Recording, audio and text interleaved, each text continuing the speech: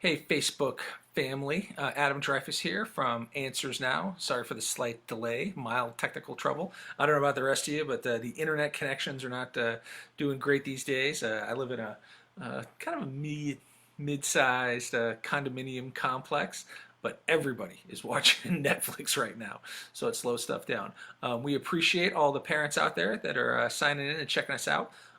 Again, I'm Adam Dreyfus. I'm the Chief Science Officer of Answers Now. What is Answers Now? Answers Now is a mobile platform that connects you directly to your own live clinician. I've been doing this a long time, and one of the reasons that Answers Now was built 4 years ago was because my co-founder and I, who are both clinicians, were really frustrated that parents of children on the spectrum and adults on the spectrum did not have enough access to the so-called experts. And more importantly, the experts weren't doing a great job of explaining to them how to do this expert stuff. Because one of the not lesser known facts about autism therapeutic treatments is there's nobody here from, there's no medication for autism, there's no blood test for autism, and all of the therapies that understood therapies are all behavioral, which just means it's one person working with another person. So we hear from parents all the time. Hey, Lauren, nice to see you. Lauren sent us a very nice email. She's one of our newer clients. We connected her to her own clinician, and things are going really well. I think this is her first AMA. Feel free to ask questions, Lauren, along the way. So this is our, I want to say third, fourth one. So what we're doing in this long series, we're going to do about 20 of these, is we're going to unpack all of the little things in the expert toolkit and kind of demystify them for you. So last week we did antecedent-based interventions, which is a fancy way of I'm going to convert it to parent speak. I've got 2 kids. Is there something I could do before my kid pops off that will prevent him from popping off? That's what an antecedent-based intervention is. Antecedent just means before the behavior. And so we talked about that. And we're just going in order right now. And so this week is going to be cognitive behavioral interventions. One of the things I realized as we got started is almost all of these mention an FBA, functional behavioral assessment, as a part of this. We probably should have started with that, but we've got our plan. We're sticking to it. So we're going to talk about how you can help change the way that your kid thinks. Because for a lot of parents, it kind of depends on where your kid is on the spectrum. If you have a nonverbal kid, most of those upsets are around something very tangible, right? Something happening in their environment right now, like their iPad ran out of batteries, or they communicated to you somehow that they wanted a snack and you bring the wrong snack.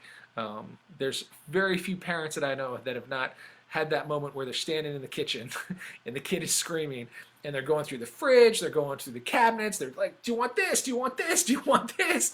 What is it that you want? And it can be super frustrating. That's where kind of the antecedent-based interventions can kind of help out. But these, what we're talking about today is cognitive behavior interventions. And these mostly are only effective for kids that have roughly the skill set of their same age peers. So generally, cognitive behavioral interventions are not deployed for kids who are several grade levels below. Like if you're an 8th grader, but your sort of developmental capabilities are at 1st grade level, probably not going to have somebody suggest cognitive behavior interventions. So this is more for, I know we don't, it's not the exact word anymore, but more for your kind of Asperger's kids, right? Your kind of higher functioning kids, and their behavioral issues are around a lot of negative self-thinking. So it is, oh, I'm terrible. Oh, that person doesn't like me. Oh, so, and their behaviors can be intense, right? Like it's not different than any other kid on the spectrum. These behaviors can be persistent, intense, and cause quite a bit of trouble for the individuals involved.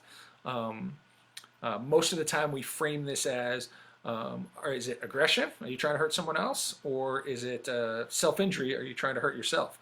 So the types of behaviors that can be effectively remedied by cognitive behavioral interventions are in the same category as the ones that you would use all of the other ones for. So we're going to unpack that a little bit tonight, and what we are using is the Affirm modules. The Affirm modules are free modules that you can take wherever you want, whenever you want. If you go to the National Professional Development Center, I'll get that link up here in a second while I kind of get going. And you can, it teaches you how to kind of do these interventions. And we love it because it is right with our core mission. This stuff is free. It is available. Yes, it is nice having someone like myself who's been trained in this stuff to kind of help you walk through it. But the truth of the matter is you can practically learn it all for free. So Answers Now is all about reducing the barrier of entry for you, the parent, to this information so you're not as isolated, you're not as stressed, and you're not as overwhelmed. That's our core mission. That's the everything that we do revolves around that core piece. Oh, look at that little hearts. We got some folks in here. Nice to see you, Sasha.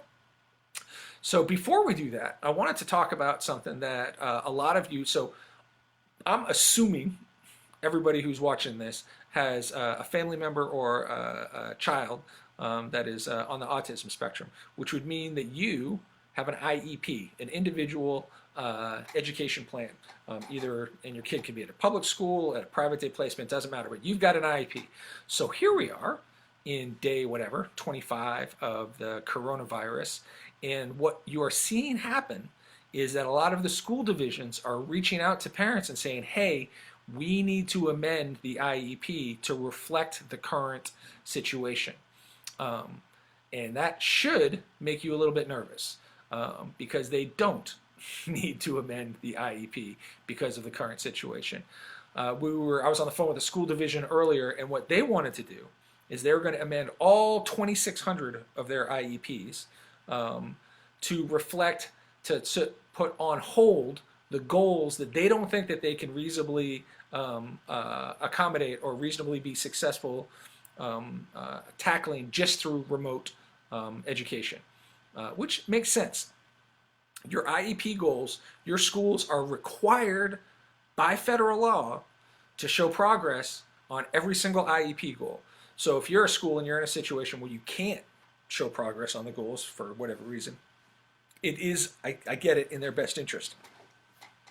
But what you are seeing happen right now is the schools are using this fog. It's one of those things I've heard in the news quite a bit, the fog of the coronavirus and the anxiety around it, to call these addendum IEP meetings.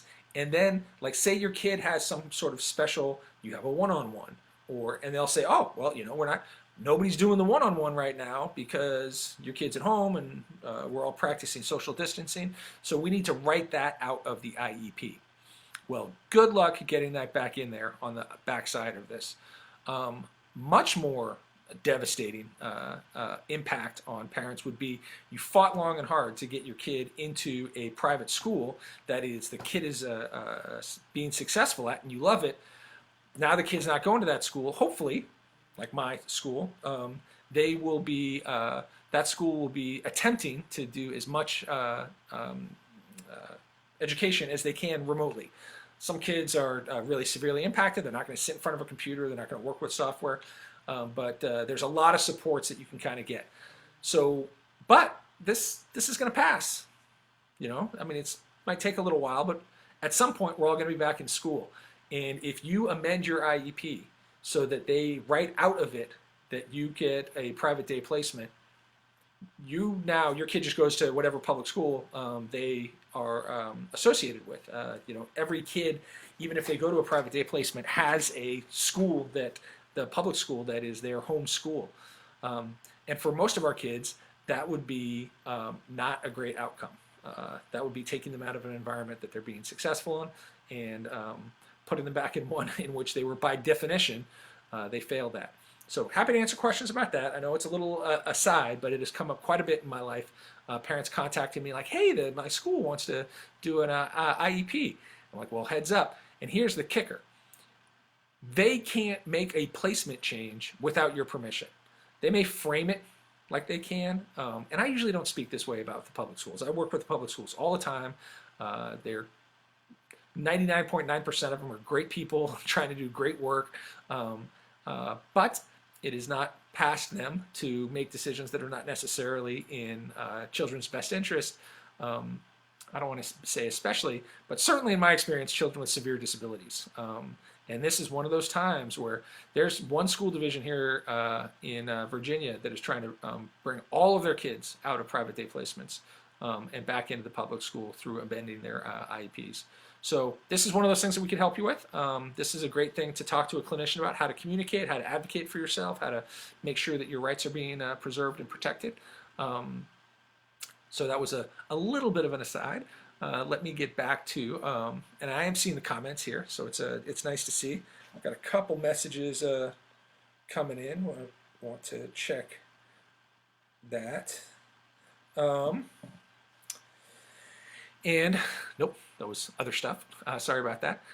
Just doing a little time check here. You are listening to Adam Dreyfus. That would be me, getting increasingly furry. I don't know how you guys are handling haircuts. I have a 5-year-old and a 4-year-old, and I think what I'm going to have to do is let my 5-year-old kind of take care of business with some clippers. Otherwise, it's going to get a little bit more out of control. The joys of quarantine. So we're going to talk about cognitive behavioral interventions. I would say raise your hand if you are familiar with those. So this is an evidence-based practice that has been proven to be very effective at helping certain kinds of behaviors and certain kinds of kids. These are the kids who their behaviors are mostly driven by the thoughts in their head, right? It's not just that they're not getting something that they want or they're seeking something. It's that they've got thoughts in their head, negative thoughts. So cognitive behavioral intervention, for those who have zero experience of it, is not that much different than saying change your negative thoughts to positive thoughts. And I'm sure there's going to be some psychologists and some therapists who will get upset with me for that, but that's basically what we're talking about here. Now, we want to create a little context for this. So a lot of behaviorists, myself included, will argue that, it's the environment that causes most of the behaviors. That's still true. It is also the environment that can change the thoughts that you're having in your head. Like you might be in a pretty good mood, right? You're like, oh, my life is pretty good. I'm having a good day, it's sunny, you're walking down the street, and then you see somebody that you don't like.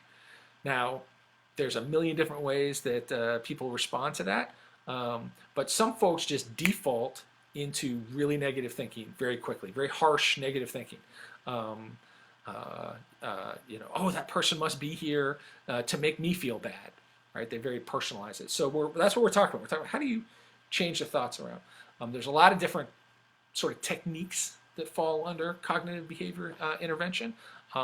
If you are seeking out a clinician who to help you out with this specific intervention package, you will want to make sure that they have some specific training in this.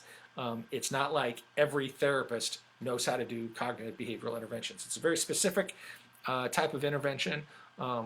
You'll want to know that they were either mentored by somebody who taught them how to do it, or that they had significant professional development. They took some courses, they trained themselves, they might be certified in it.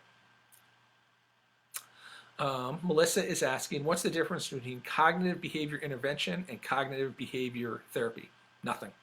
The intervention is just the specific type of cognitive behavior package that they use. I'll list through some of them.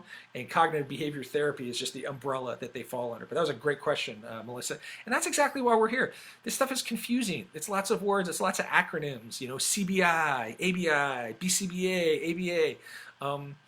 It is not, I think, part of the problem with parents and caregivers being able to access all of this information is the experts create language and create barriers to make it hard to get to this information. So they'll create a lot of language that if you don't understand that language, it's like me picking up a music book. I don't know how to read music. I won't be able to do anything with it. So that's why we're here, Melissa and Lauren, is to help demystify this and answer questions like that. So cognitive behavior therapy or cognitive behavior interventions are guided at the thoughts. Now, here's one of the things I'm going to ask you to sort of come down the path with me a little bit, because this can be a little bit confusing.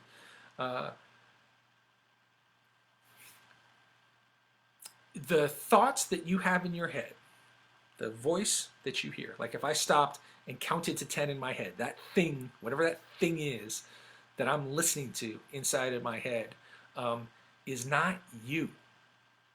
Cognitive behavior therapy is based on this premise that you can change the thoughts, and in changing the thoughts, you'll change your whole experience. Almost every religion has the same kind of idea behind it, right? Like, there's a great quote that says, move a muscle, change a thought. And it kind of combines what we're trying to do here.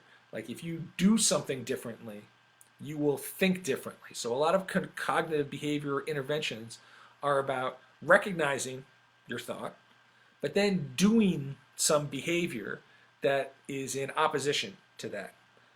As I go through some of the explainers, it'll make a little bit more sense. But the best way of saying it is that voice in your head is not always your friend. So you don't have to be on the spectrum to understand this. You don't have to have Asperger's. You don't have to have some sort of mental health issue. You just have to be a perfectly normal human being who maybe at one time or another heard a voice in their head that sounded like them, that was like, you're not a very good person. You're kind of pale, kind of freckly. I'm just telling you my voice, the one that is not my friend, where I was like, oh, maybe you're really pink. Your hair kind of wavy, be better if it was straight. People don't really like you. You're like, yikes. What? That is not helpful. And people say, oh no, that's who I am. That's what guides me. I'm like, right. But that same thing guides people into all kinds of behaviors that are crazy. Risk-taking behaviors, driving too fast, or doing drugs, or getting in fights. Like, yeah, it seemed like a good idea at the time. You talked yourself into it. That guy deserves it. I'm going to go over there and I'm going to teach him a lesson. And then you're in jail. So sometimes the extreme examples help. So how do we help kids, mostly, or young adults, or even adults, change their thinking? So happy to answer any questions as we go along. I want to go through some of the, and this speaks to what you were talking about, Melissa. So one type of cognitive behavior intervention, do I need a time check? Yeah, we definitely need a time check. I'm Adam Dreyfus with the weird hand things that I do like this, not sure why. Looks like I'm selling something. I am the Chief Science Officer of Get Answers Now, or of Answers Now, that you can find at getanswersnow.com, or you can download straight off of your phone. You can just go to your app store and download it. You type in Answers Now, all one word, no space, and then you'll see our little purple logo with the butterfly. You can download it for free. We've got all kinds of free content. You can join one of our communities where you can talk to other parents about a wide variety of issues. You can read our blogs, check out our tips. But the core product is that we can connect you directly with your own clinician who can help you with understanding all this kind of stuff. So cognitive restructuring or reframing is one of the most common types of cognitive behavioral therapy. So what does that mean? Cognitive restructuring. All that means is you're going to try to reframe the negative statements in your head in a more positive way.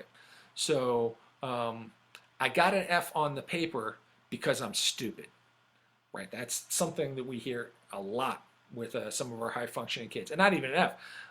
I've dealt with kids who are like, I got an A- on my paper and I'm a moron. And they personalize it, and it speaks to some fundamental flaw, right? They're stupid. They're not okay. But you can reframe it. Whew. Math is really hard, and nobody gets all of the questions correct.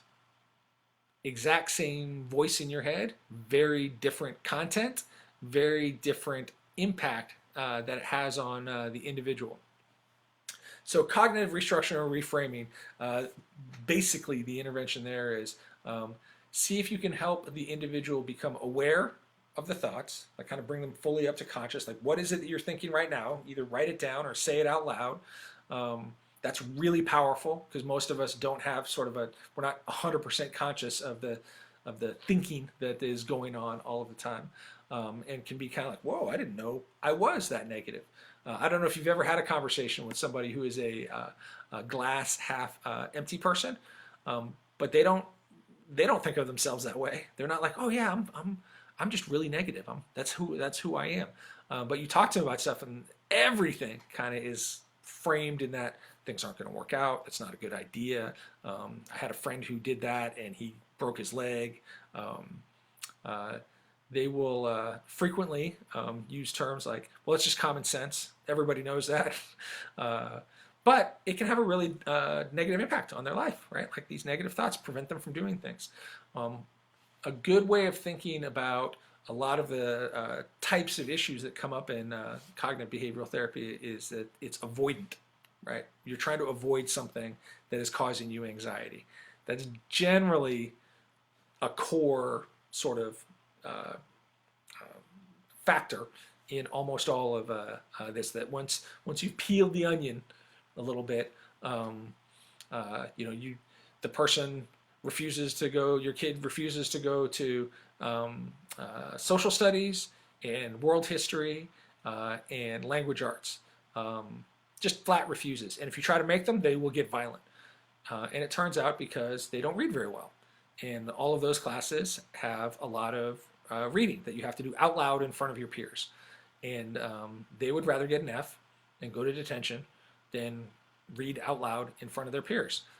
So the behavior is avoid, and what they're telling themselves, there's a million things that they can be telling themselves. I don't like the teacher. This is stupid. I don't need to know this stuff. As you parents, you probably heard all of it. Feel free to share some of it if you would like to. And so reframing that, cognitive restructuring, would be these classes require a lot of reading. And that is not my strongest suit. But reading, like every other skill, is a learned skill, and I can get better at it. So I'm going to learn how to read better, and then I'll feel more comfortable in those classes.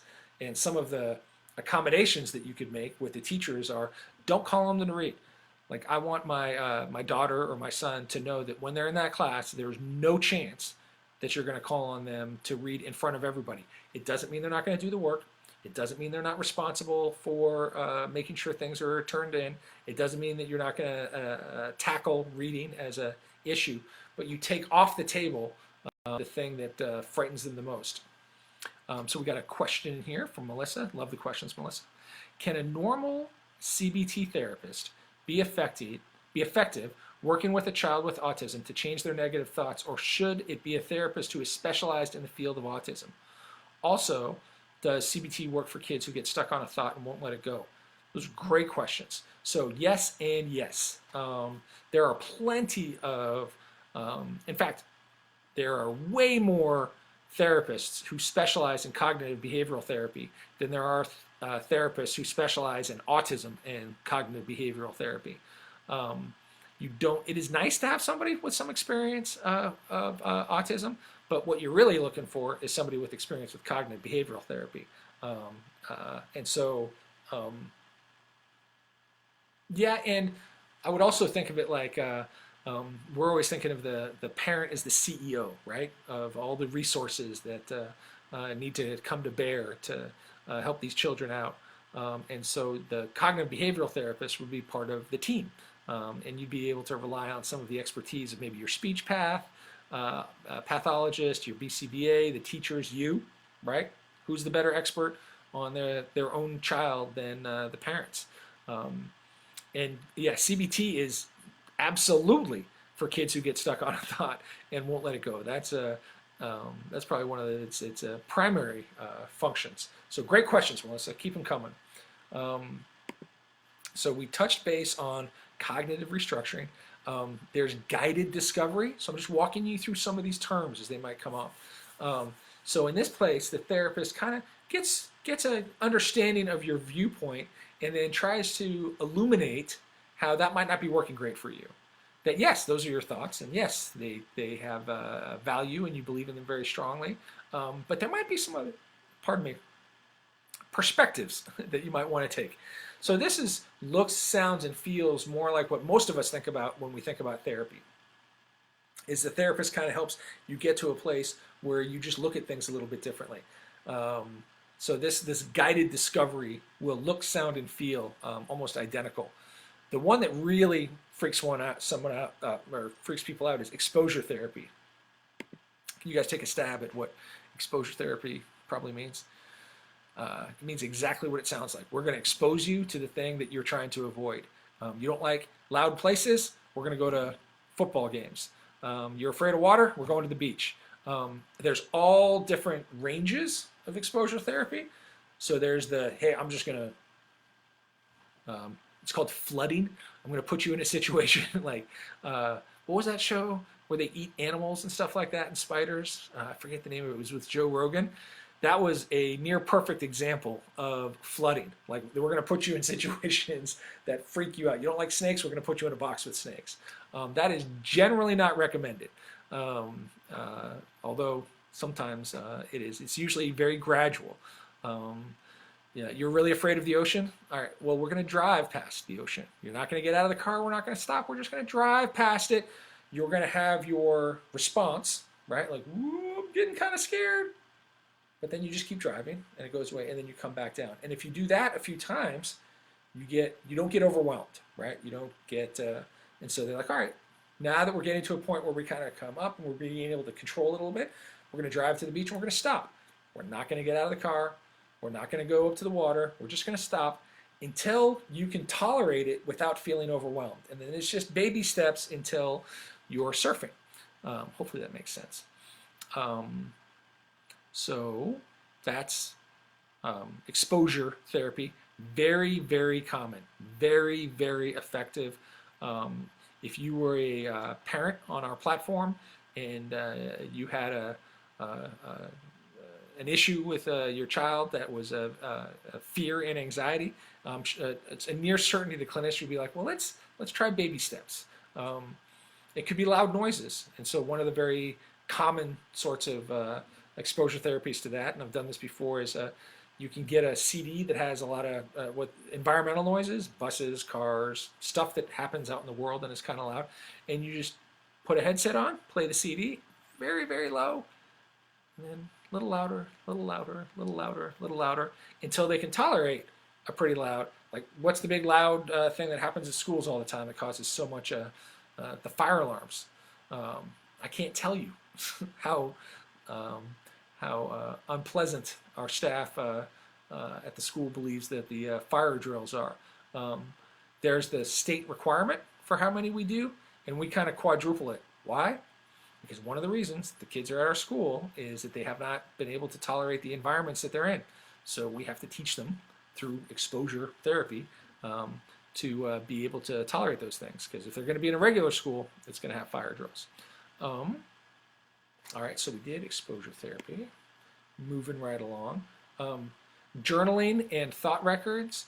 Not very many of the kids I work with can read and write. I work with more severely impacted kids, but there's tens of thousands of children on the spectrum who are more than capable of journaling and recording their thoughts down. This is just another way to, like they said with the cognitive restructuring, bring it up into consciousness so that you're aware that that this is actually what the words are going through your head, and that you share them with somebody else, a therapist, and that you begin to maybe see that there's other perspectives.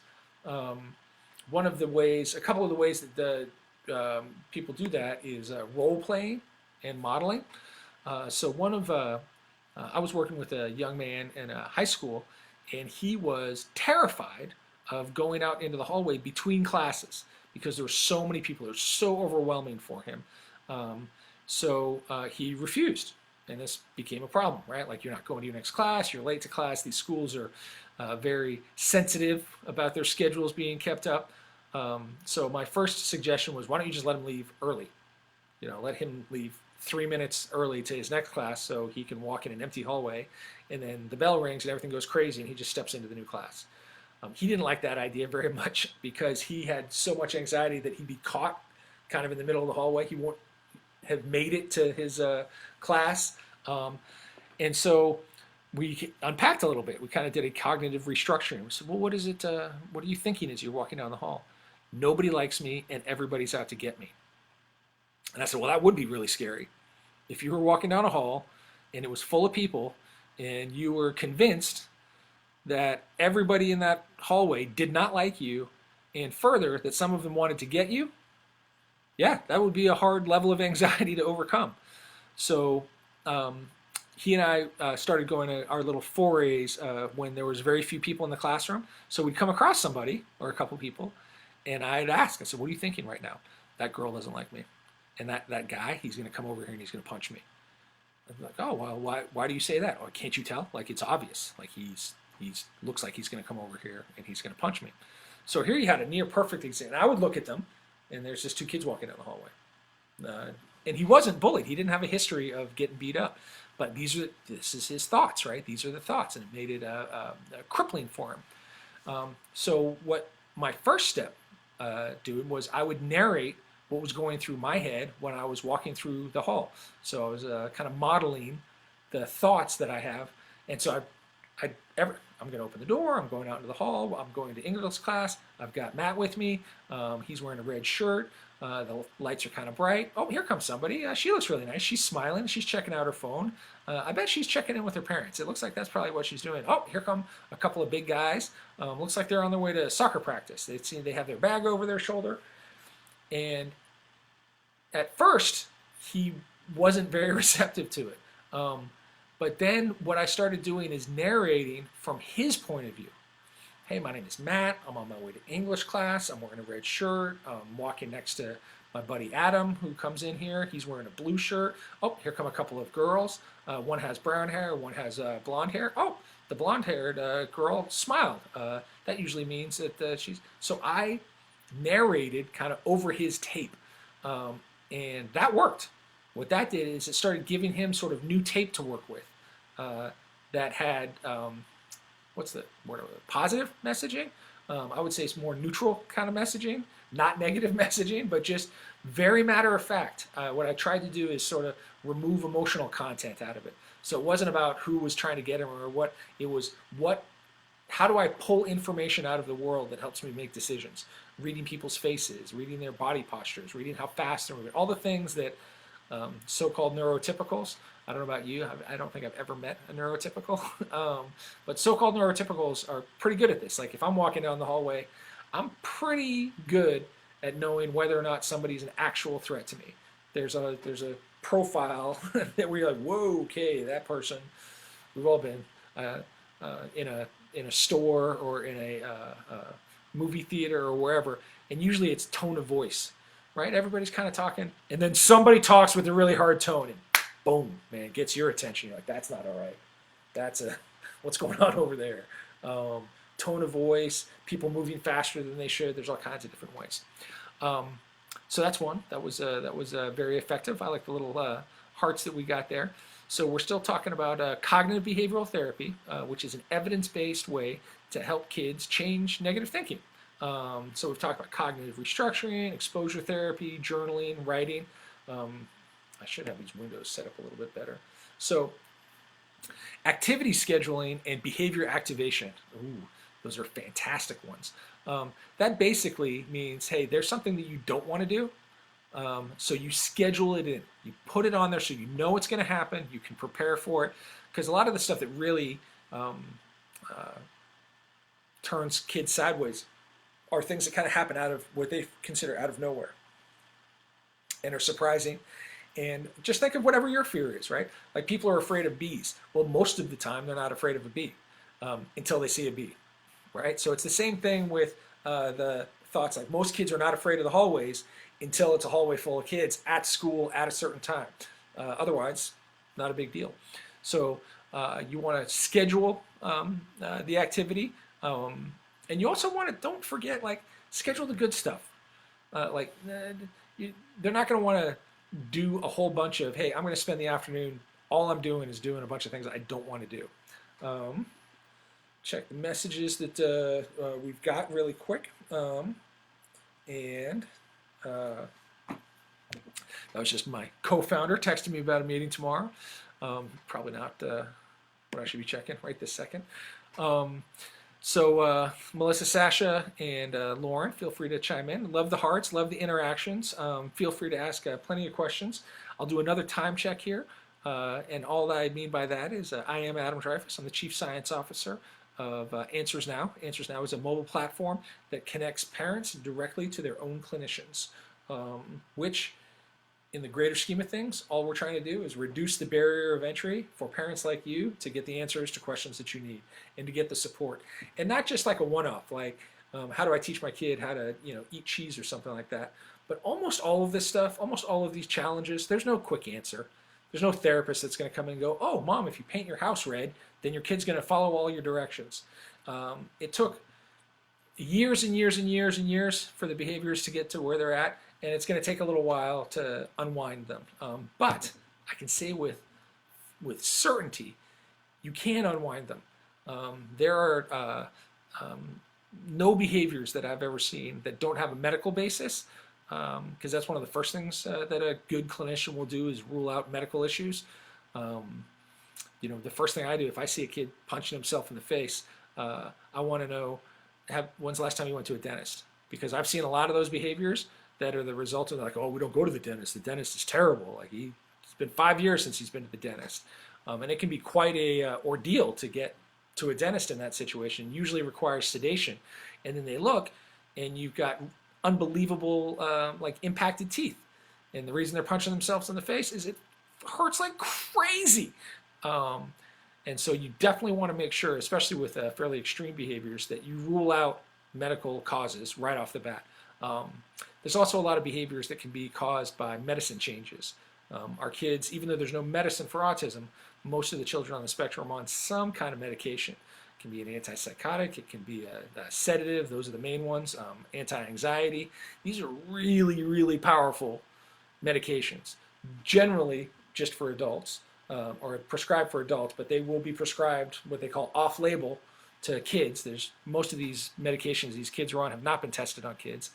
And so a parent might decide, well, I don't like maybe he's putting on weight because of this medication. I'm going to take him off this medication. That can have a really serious impact on the children's behaviors. At our school, when we see some big change in behavior, it's the first thing we do. We call home, hey, is there any changes that we need to know about? And sometimes it's medication, sometimes it's a death in the family, it's some big event.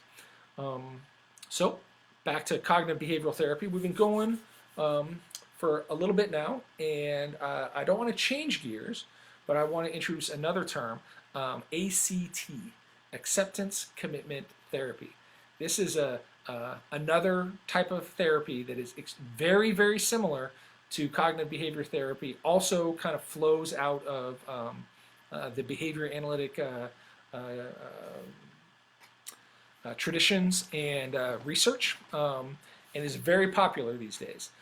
So it's exactly what it sounds like, acceptance commitment therapy. So a lot like cognitive behavioral therapy, you want to bring to awareness your thinking, and accept that it's okay that you think that way. Right? It's okay if you have violent thoughts. It's okay if you have weird thoughts. It's okay if you have self-harm thoughts. Thoughts in and of themselves aren't hurting anybody. So you accept, like, all right, I'm not a bad person because I had these thoughts. And then there's a commitment component to some kind of behavior, like we were talking about, cognitive restructuring, exposure therapy. I'm going to do something that's going to hopefully change those thoughts. Again, one of my favorite little, I don't know what you call it, mantras: move a muscle, change a thought. Move a muscle, change a thought. Move a muscle, change a thought. Most of our bad thinking takes place when we're sitting very still. Like sitting on our couch, sitting in our bedroom, sitting by ourselves, and it's just us and our thoughts. So move a muscle, change a thought is a very powerful thing, and that's where that intersection of the voice in the head and the world comes in. Get out, go for a walk, go for a bike ride, go get a pizza, something. Move a muscle, change a thought. And that is acceptance commitment therapy. There are way more CBT therapists out there, cognitive behavioral therapists, but there's a growing number of ACT therapists, and here we go with all these acronyms.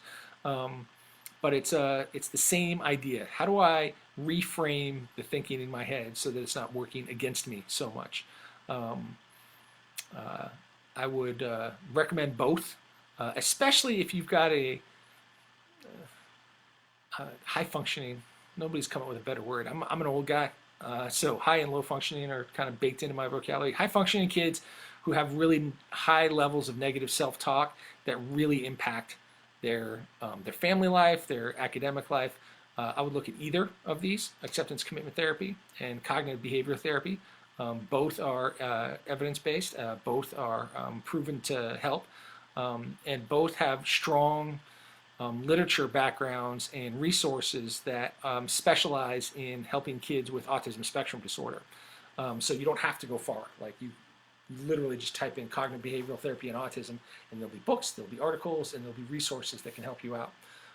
It is also one of the ways that we can help guide the process a little bit and help you sort through the weeds, either by coming into one of our communities and touching base with some other parents.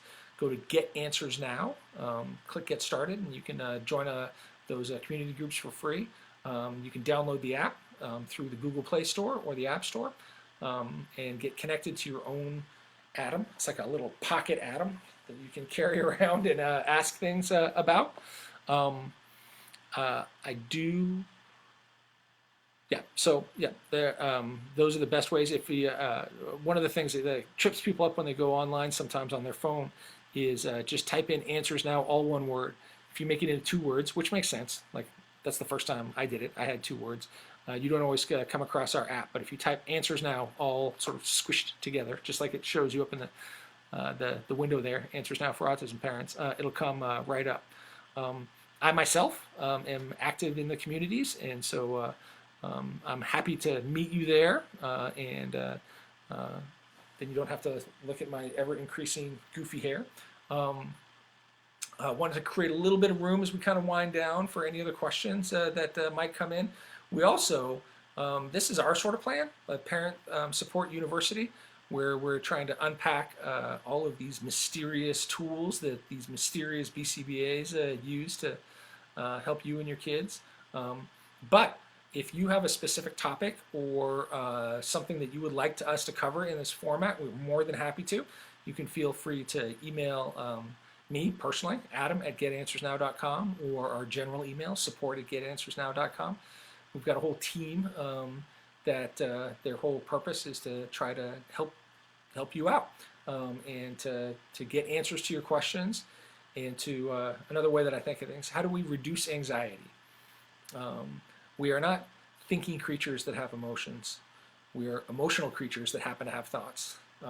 And that is one of the strengths of cognitive behavioral therapy and acceptance commitment therapy, is that it is much easier to change someone's thoughts than to change their base emotions. People are going to react the way they react. By and large, you can learn to kind of turn that dial up or down. And if you're going to use this tool in your head, the words, you know, like they say, like I don't like public speaking. People are like, you know, the scariest thing out there is to do public speaking. I get it. I don't like being on stage. And people always say, oh, just imagine everybody naked, and then that'll kind of calm you down. Just imagine something else. Have some other voice in your head other than, oh, this is going to be a terrible experience. Anything that you kind of say to yourself will be more effective than the stuff that is causing you huge amounts of anxiety. All right, well, with that, I think I'm going to wrap up because I'm finding myself rambling a little bit, and I definitely don't like doing that. I think we've talked about cognitive behavioral therapy very nicely. It's been nice having Melissa, Sasha, and Lauren with us, and I see some other folks in there. As always, we're here in a wide variety of ways for you to reach us. We definitely encourage you to go to getanswersnow.com and check us out there, or to download the app. And with that, I will bid you a fair adieu on this Wednesday night. We've now covered 2 topics, antecedent-based interventions and cognitive behavioral interventions. I forget exactly what's up next week. I probably should. But I look forward to talking to you guys soon, and thank you very much.